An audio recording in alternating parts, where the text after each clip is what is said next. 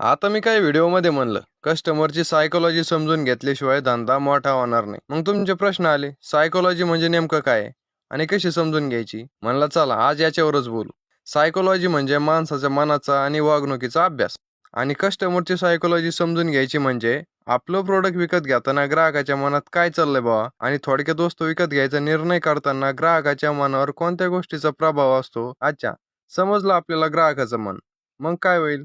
मग आपण मार्केटिंगच्या आणि ब्रँडिंगच्या माध्यमातून ग्राहकांच्या सायकोलॉजीनुसार आपल्या प्रोडक्टची पोझिशनिंग करू शकतो, ज्यामुळे ग्राहक आपल्या प्रोडक्टला सगळ्यात जास्त पसंती देईल. म्हणजे कसं, आता टाटाच्या मिठाचं उदाहरण घ्या.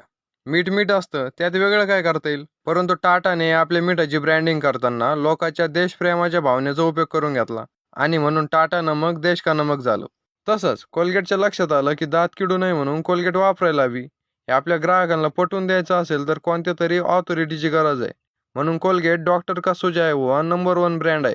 आणि सोशल प्रूफ आणि लाईफस्टाईल मार्केटिंग स्ट्रॅटेजीचे व्हिडिओ तुम्ही पाहिलेच असतील. या स्ट्रॅटेजी पण कन्झ्युमर सायकोलॉजी मधूनच तयार झालेल्या आहेत.